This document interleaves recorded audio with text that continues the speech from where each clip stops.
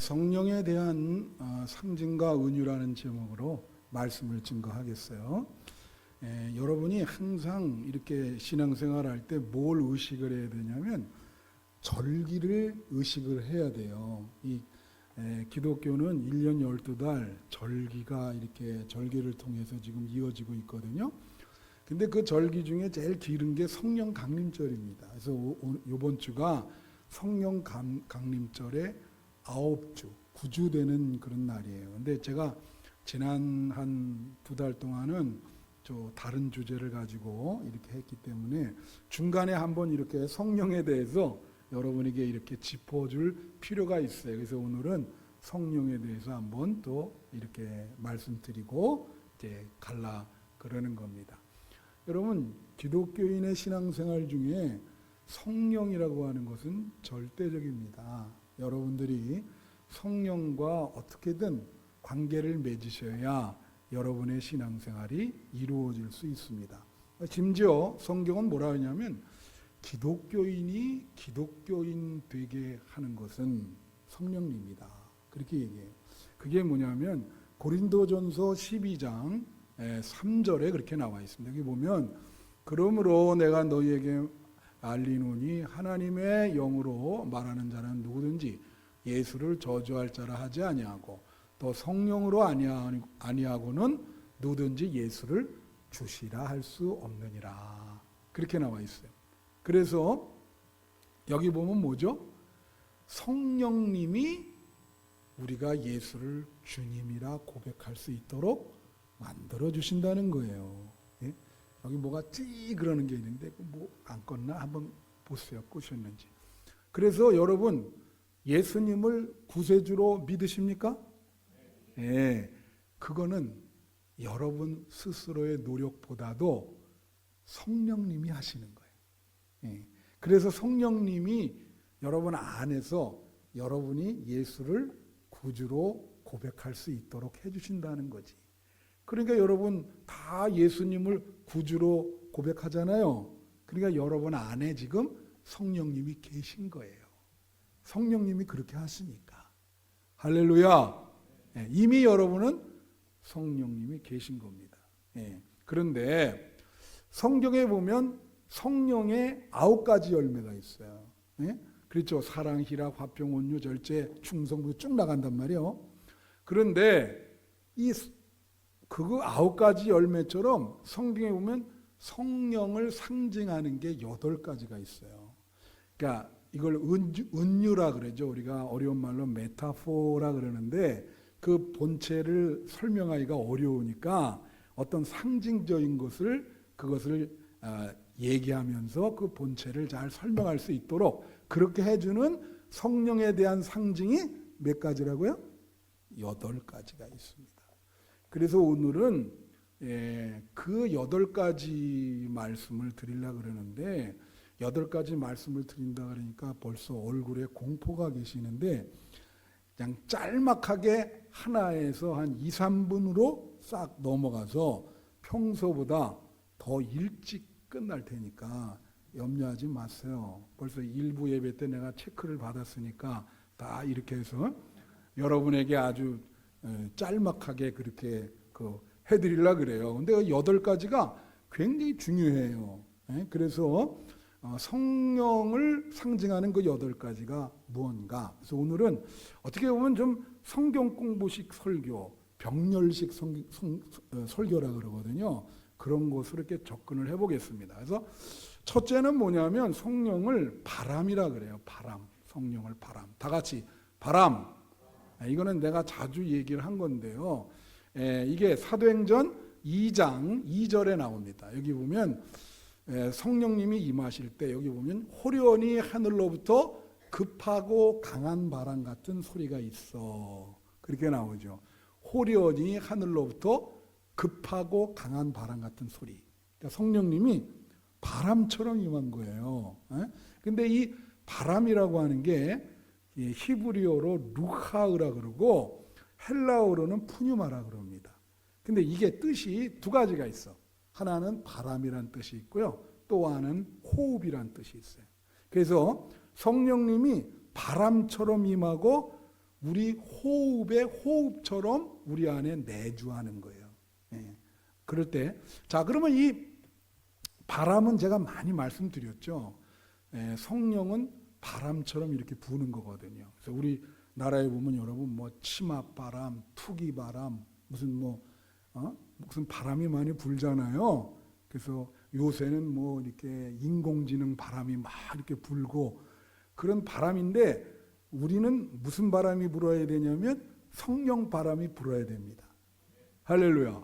그래서 우리 한빛교회에 성령 바람이 확 불기를 바라요. 항상 성령 바람이 계속 불어서 여러분이 그 바람을 쏘이면서 성령 충만함을 받는 거죠.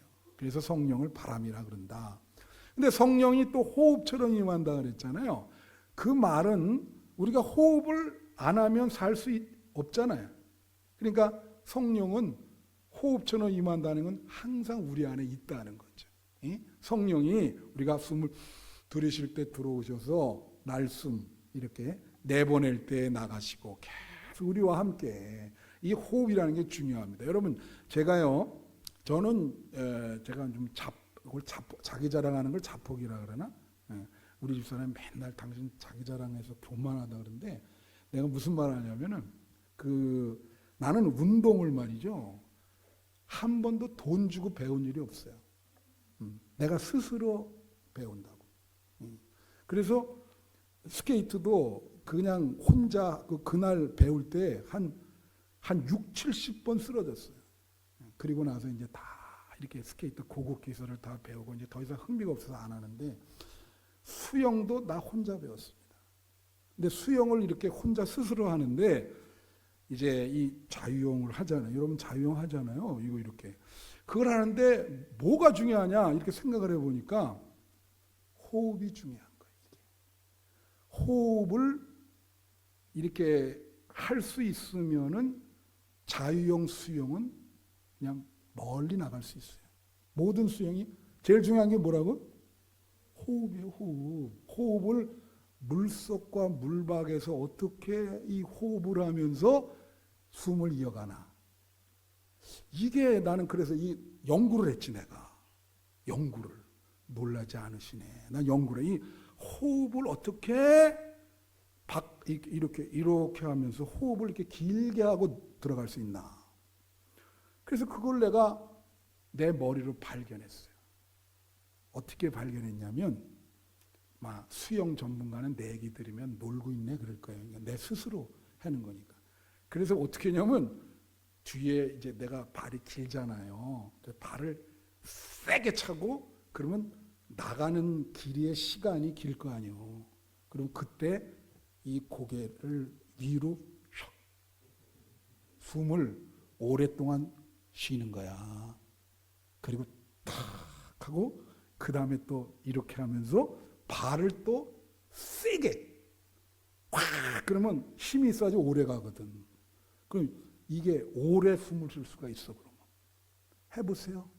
내가 돈 안 받을 테니까. 그럼 오랫동안 한다고 이게. 그래서 내가 이걸 준비하면서 무슨 생각을 했냐. 이렇게 공기가 있는 데서 숨 쉬는 건 쉬워.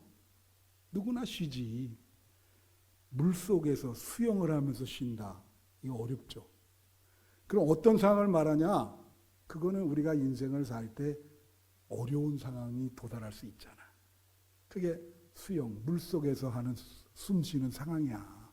평탄할 때야 뭐 이게 숨 쉬지. 그렇죠? 그럼 물속에서 그 어려울 때 숨을 쉬어야 돼. 그 숨이 뭐라고요? 다 같이 성령님. 어려운 상황에서 성령께서 어떻게 나와 함께 하시고 내가 그 성령님을 내주할 수 있도록 붙드냐. 그게 관건인 거예요. 여러분들이 그렇게 어려울 때 그 성령님이 내 안에 계셔서 내가 숨 쉴 수 있도록 그것이 성령이 바람 또 호흡이라는 상징인 거예요. 그러니까 여러분 어려울 때는 어떻게 해? 성령님을 내 안에 모셔야 돼. 그래야 이길 수 있어요. 할렐루야. 그다음에 성령을 불이라 그래요. 불. 아까 바람이라 그랬죠. 다 같이 불. 예, 오늘 말씀에 3절 보면 벌써 민우가 마치 불의 혀처럼 갈라지는 것들이 그들에게 보여 각 사람이 하나씩 임하여 있더니, 이거 지난번에 한 거예요. 근데 이 불의 혀처럼 갈라진다는 것은 촛불처럼 이렇게 불이 이렇게 돼가지고 기도하는데 사람들 속으로 들어가는 거예요. 그게 이 표현이 그렇게 된 거예요. 그러면 여러분, 불이라고 하는 건 어떻게 해? 불은 뜨겁죠. 그렇지 않아요? 태우기도 하고 불이 임하면 뜨거워요. 뜨거워. 그럼 뜨거운 걸 뭘 말할까? 이거는 그건 어떤 믿음의 열정을 얘기하는 거예요. 어떤 목사님이 말해요. 요새 이제 개척을 하려고, 여러분 개척교회에서 교회를 이렇게 크게 세운다는 건 정말 어려운 일입니다. 오늘날 우리 한국교회가 많지만 거의 70%가 우리 교회 이런 규모만도 우리가 감사해야 돼요. 70%가 거의 미자립이요. 그게 그렇게 이제 교회들이 있는데, 그러니까 이분이 목회를 해야 되는데 이게 참 난감해. 힘이 없단 말이야. 어떻게 해야 될까? 두려움도 생기고. 그래가지고 산에 가서 기도를 하고, 하나님, 내 정말 이거 개척을 해서 교회를 시작해야 되는데 어떻게 하면 좋겠어요? 하면서 그냥 철야 기도를 하면서 밤새 하는데, 밤에 말이에요, 기도하는데 그 깜깜함에 하늘을 보는데 이만한 불이 그 사람 안에 확 들어온 거예요. 그러니까 어유 뜨거워 그러면서 막 대굴대굴 굴렀거든요. 그러면서 사명, 내가 그죠? 어떻게든 이 사명을 감당해야 되겠다. 그런 열정이 생긴 거야. 할렐루야. 여러분, 요한계시록에 보면 이런 말이 있어. 어느 교회 신자들 보고 차지도 않고 덥지도 않다. 응? 뜨겁지도 않다. 미지근해. 미지근한 신앙이야. 응? 그래서 교회 왔다 갔다 하는데 그냥 이건 주일날 한 번 나오는 것도 힘들어. 미지근해서. 그럴 때는 하나님한테 한 대 맞아야 되는데. 그러니까 그럴 때 어떻게 해요? 목사도 마찬가지요. 그럴 때 불같은 성령을 받아야 돼요. 할렐루야. 그 불같은 성령 받으면 뜨거워지는 거예요. 그래서 그냥 있을 수가 없어. 막 뜨거워서 막 난리를 치면서 막 하나님 일 할 거 없냐고 막 이렇게 교회도 막 일주일에 몇십 번씩 우리 권사님 드럼처럼 매일 오듯이 난리를 친다고. 난리를. 목사도 있잖아요. 이렇게 목회하다가 몇십 년 되면요, 매너리즘에 빠지거든. 이게 사명감을 잃을 수가 있어요. 이게 새로운 마음을 갖고 이렇게 해야 되는데, 목사는 복음 전파를 위해서 부르심 받은 거 아니에요. 그럼 죽기 전까지 어떻게 되든 하나님의 메시지를 전하면서 돌아다녀야 되는 거 아니야. 여러분도 남은 생에 하나님의 뜻이 있어요. 평신도지만 남은 생에 그래도 하나님께 영광 돌리라고 하나님이 목숨을 주신 거예요. 여러분, 우리가 다 이제 얼마 안 있으면 하늘나라 가는데 그때까지 여러분에게 주신 사명을 완수하시기를 바라요. 그래서 죽으나 사나 주님의 영광을 위해서 살아가는 거지. 그걸 잊으면 하나님이 불같은 성령을 주시는 거야. 다시 뜨거워지게 만드는 거지. 뜨거워져야 된다. 열정이 있어야 된다. 너희는 그냥 가만히 그렇게 미지근하게 있으면 안 돼. 우리 한빛교회 성도님들 다 믿음의 열정이 충만하기를 축원해요. 그래야 살 의욕도 생기고, 믿음 충만, 우리가 적극적으로 인생을 살아가게 되는 거예요. 위축되지 않고 불같은 성령을 받아야 되는 거지. 자, 그 다음에 세 번째는 뭐냐면 성령을 물이라 그래. 물. 성령은 물. 다 같이 물. 이게 요한복음 7장 38절부터 39절에 있는데 이런 말이 있어요. 나를 믿는 자는 성경에 이른같이 그 배에서 생수의 강이 흘러나오리라 하시니 39절. 이는 그를 믿는 자들에게 받을 성령을 가리켜 말씀하신 것이라. 예수님을 믿으면 배에서 생수가 넘치는데 그게 성령이라는 거예요. 지금 이 말씀이. 그러니까 여러분 여기에 내가 이 한 구절만 하죠. 성경에 성령을 물이라, 성령을 불이라 한 거 많이 있어요. 그 중에서 한 구절만 여러분이 택해서 말씀드리는 거예요. 자, 성령을 물이라 그럴 때 여러분 물의 특성이 뭡니까? 이 지금 홍수나고 막 그러죠. 폭우. 물은요 높은 데서 아래로 흐릅니다. 근데 높은 데서 아래로 흐를 때 그냥 자기만 오지 않아요. 거기 더러운 거 다 쓸어가지고 온다고.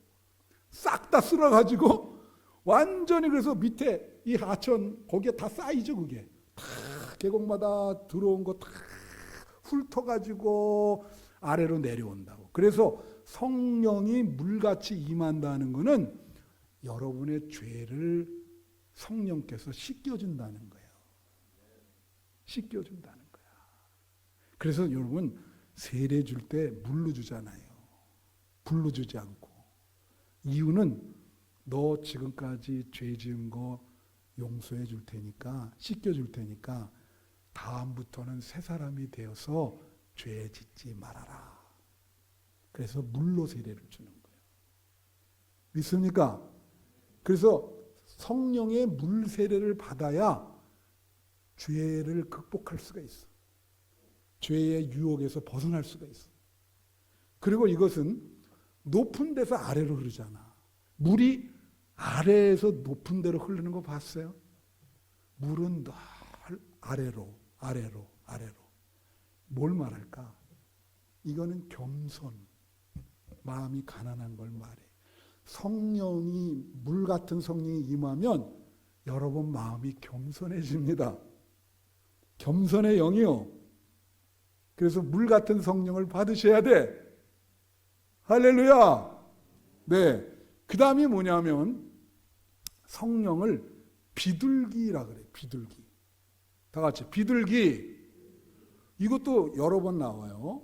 그래서 여기 마태복음 3장 16절에 보면 예수께서 세례를 받으시고 곧 물에서 올라오실 때 하늘이 열리고 하나님의 성령이 비둘기같이 내려 자기 위에 향하 임하심을 보시더니. 성령이 어떻게 내렸다고요?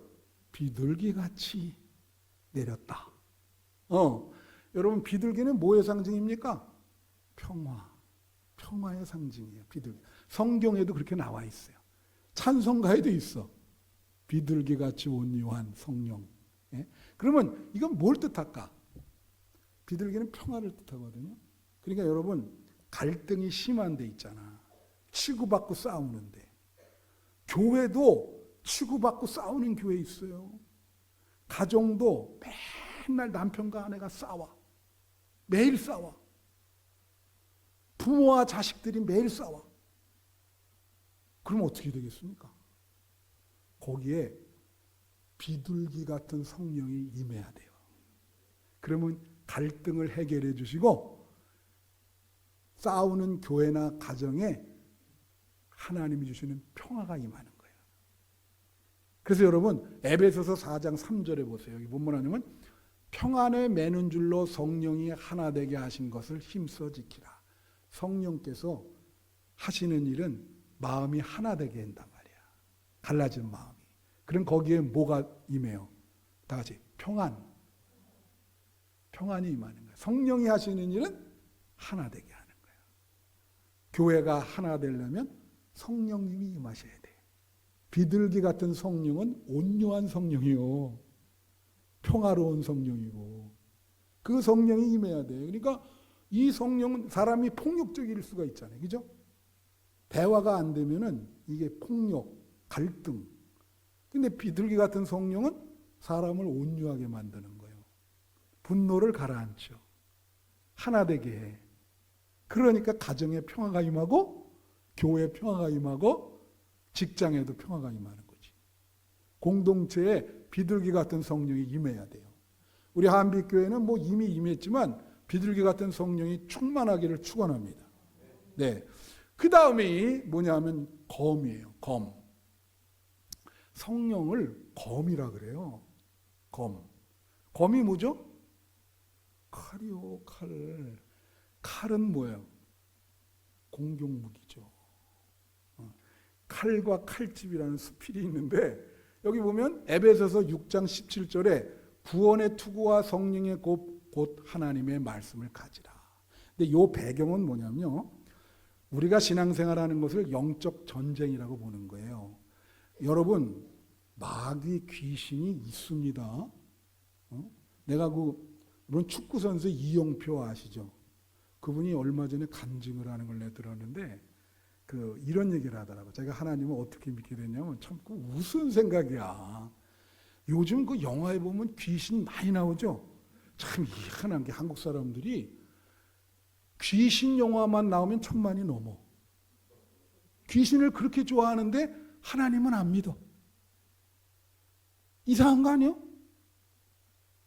그렇다면 귀신의 존재를 다 보는 건데. 그래서 이분이 어떤 생각을 했냐면 이렇게 생각했다는 거야.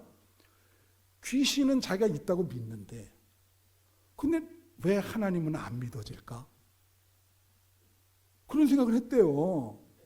그래서 아니 하나님이 우주 만물을 창조하시고 귀신보다 훨씬 높은 분인데 귀신은 있다고 믿으면서 왜 하나님은 왜 살아계시다고 왜 못 믿는가? 그래서 자기가 그런 깨달음이 와가지고 하나님을 믿게 됐다고 그러더라고요. 놀라운 생각이죠. 여러분 귀신이 있어요. 더 높으신 하나님도 살아계십니다. 예? 그래서 우리는 성경은 세계관이 뭐예요?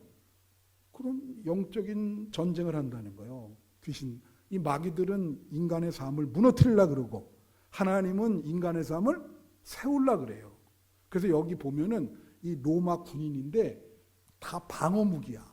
예를 들면 여기 뭐 구원의 투구, 의의 흉배, 진리의 허리띠, 구원의 이 복음의 구원의 신발, 그리고 구원의 투구. 그런데 다 방어잖아요. 성령의 검 곧 하나님의 말씀. 이거는 공격무기라. 이건 공격이에요. 그래서 사탄 마귀가 오면 성령님 하나님의 말씀으로 찌를 수가 있는 거야. 다른 건 다 막지만 우리가 찌르는 것. 여러분 올림픽 하잖아요. 파리올림픽 이제 월요일부터 하네. 펜싱 할 때 보시요. 계속 뒤로 물러서 탁탁탁 방어하다가 갑자기 나가면서 확 찌르잖아. 그래 확 찌르. 그게 성령의 검 하나님의 말씀이라 마귀를 찌를 수 있는 게 되게 중요해. 그럼 이게 왜 두 개냐? 여러분 성경에서 하나님의 말씀을 잘 우리로 하여금 깨닫게 해주고 성경을 통달케 해주는 게 성령님인 거예요. 그래서 여러분이 성령이 충만하면 성경 말씀 어려운 것도 잘 이해되고요. 잘 깨달음이 오고 성경 말씀이 잘 기억도 되고 어떤 일이 있을 때 딱 생각나고 그게 성령님이 하시는 일인 거라.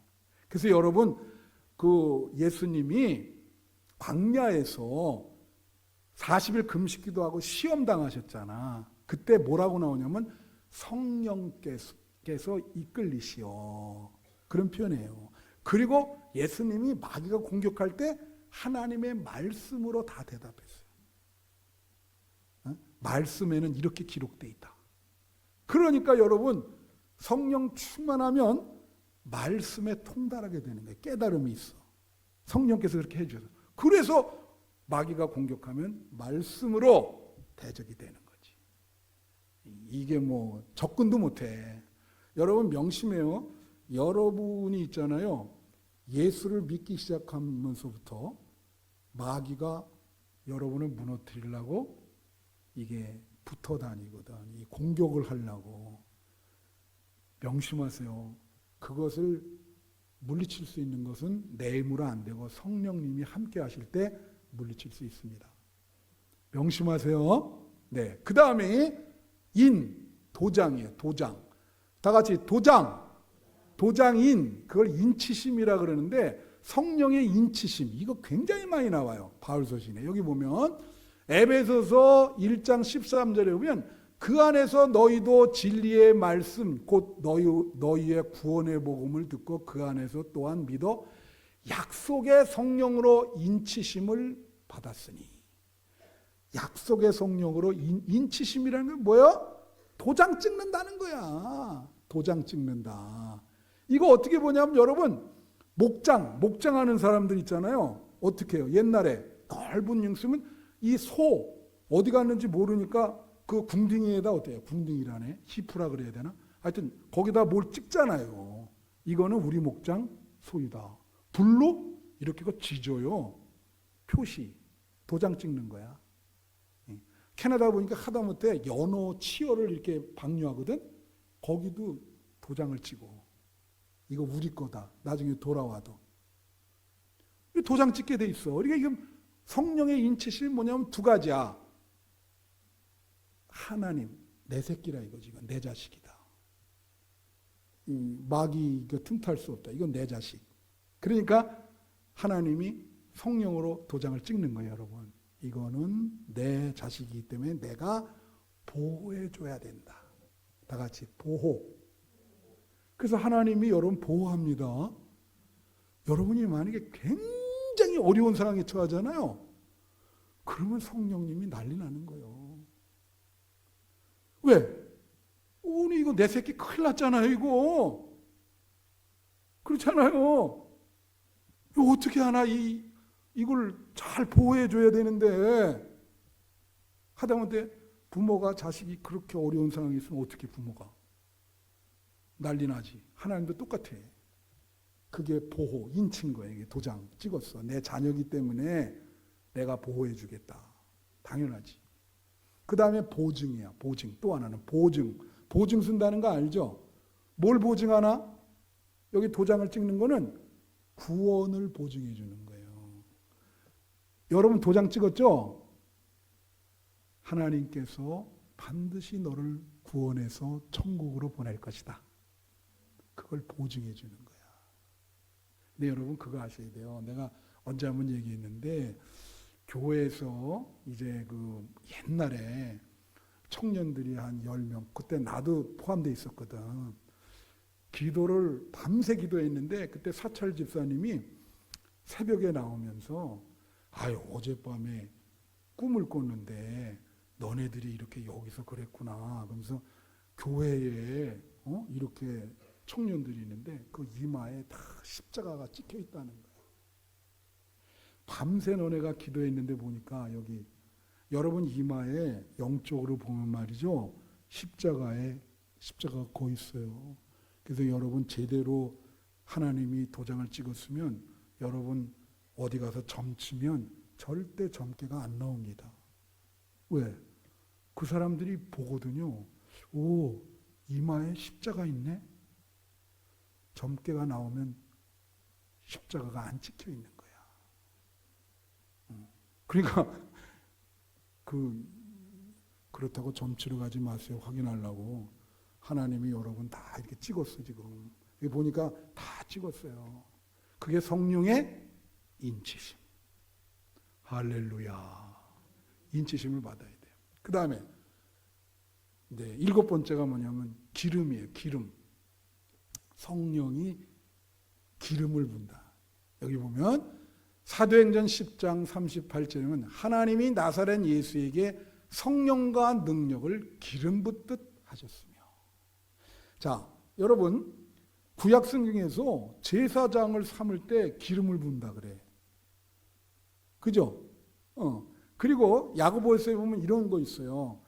장로들한테 이렇게 얘기해요. 교회에 환자가 생기면 가서 기름을 바르고 그 상처에 기도를 해주라. 그러면 이 성령의 기름 부음은 뭐예요? 이거는 여러분이 어려울 때 성령님께서 터치해 주는 거예요. 다 같이 터치. 상처를 어루만져 주시는 거예요. 성령의 기름 부으심. 터치해 줘요. 성령님이 딱. 이게 뭐냐면 엘리야가 말이요. 그 이세벨이 엘리야한테 뭐라 그랬어요? 너 반드시 내가 죽인다. 그러니까 엘리야가 겁을 먹고 로뎀나무 아래서 뭐라 하냐면 죽여달라 그랬거든. 그럴 때 천사가 왔어요. 근데 천사가 어떻게 했죠? 거기 보면 어루만져 줬어요. 천사가 어루만지고 물을 주고 떡을 주고 또 어루만지고. 천사가 어루만지는 게 뭡니까? 성령님이 여러분의 마음의 상처를 터치해 주는 거예요. 싸매 주는 거야. 그게 성령의 기름 부으심이야. 여러분 어려울 때 성령님이 가만히 있질 않고 여러분을 타치해 주십니다. 여러분이 막 괴롭고 힘들면 성령님도 힘들어. 그래서 야, 너 왜 그러냐?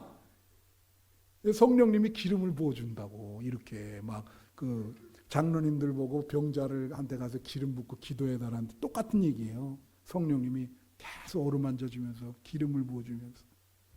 할렐루야. 그래서 성령의 기름 부으심을 받아야 돼. 드디어 마지막이 왔어요.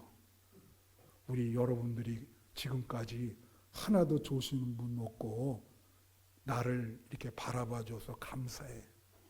근데 여러분도 잘한 거지만 나도 졸지 않게 해서 잘했죠? 네, 자폭이 이렇게 심해요. 이게 문제야. 8번째는 뭐냐면 성령을 술에 비유한다고. 술에. 얘기했죠. 그래서 사도행전 2장 13절에 보면 또 어떤 이들은 조롱하여 이르되 그들이 쇠술에 취하였다. 성령 충만함 받았는데. 이게 좀 부정적인 의미지만 술로 비유하는 거예요. 여러분 술 먹는 사람 어때요? 갑자기 막 겁 많은 사람이 술 먹으면요. 막 길거리 다니면서 막 이 사람 저 사람한테 말 시키고 여자 앞에 가서는 한마디도 얘기 못하던 사람이 술 먹고 나서 막 난리치고 그렇잖아. 그러니까 이거는 뭐냐면 성령이 술 같다는 거는 우리에게 성령께서 두려움을 몰아내주고 용기를 주신다는 거야. 다 같이 용기. 예. 겁 많은 사람, 불안한 사람, 두려운 사람이 성령이 충만하면 자신감이 생겨 용기가 생겨요. 그래서 여러분 성령 충만함 받아야 돼. 여러분 두려움이라고 하는 거 있잖아요. 불안함. 이거는 여러분 죽기 직전까지 평생 쫓아다닙니다. 그것 때문에 우리가 믿음 생활을 하는 건데 그걸 극복하기가 쉽지 않아요. 우리가 인생 살다 보면 말이죠. 매 시간 신경 쓰는 일들이 생겨. 여러분 얼굴 보니까 지금 신경 쓰는 거 엄청 많네. 저 학생들만 지금 즐겁게 스마트폰 보고 있는데 쟤들은 신경 쓸 게 없어요. 근데 여러분 얼굴 보니까 전부 신경 써. 나도 그럴 때가 있거든. 막 얼마나 신경 쓸 일이 많겠어요. 여러분은 목회하는데. 그렇죠? 그 신경 쓴다는 게 하나님께 맡기지 못하면 불안함이 오는 거예요. 두려운 거야. 쓸데없이. 어떤 분 여자분들이 예배 드리면서 갑자기 마귀가 그런 생각 집어넣을 때가 있어요. 가스불을 끄고 왔나? 그렇죠? 이거 그런 거예요. 그 일생 쫓아다닌다니까요. 이 두려움, 불안함 이거를 믿음으로 극복해야 되는데 그 해결은 성령님밖에 없어요. 성령님이 우리에게 힘을 주시고 용기를 주기 때문에 우리가 어떤 어려운 일이 있어도 그걸 극복할 수 있는 겁니다. 바라기는 여러분 남은 생에 여러분에게 어려운 일이 또 생기죠. 내가 그랬잖아요. 항상 신경 쓴다고. 그거를 극복할 수 있는 힘은 성령님.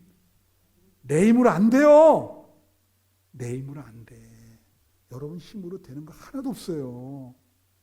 모든 것은 내 플랜대로 안 돌아가. 전부 이상한 해프닝으로 끝난다고. 응? 이번에 꼬마 김밥도 이상한 해프닝으로 끝난 거예요. 계획을 다 했지만 모든 일이 다 그래요. 성령님께 맡기세요. 성령님이 여러분에게 힘을 줄 겁니다. 세상을 극복할 수 있도록 해줄 거예요. 그러면 여러분에게 성령님께서 어떻게 해주시냐? 좋은 길을 주시고 어렵더라도 그걸 바꿔서 여러분에게 좋은 운명이 될 수 있도록 인도해 주시는 거예요. 그걸 붙잡아야 됩니다. 성령님 꼭 붙잡으시기를 축원합니다.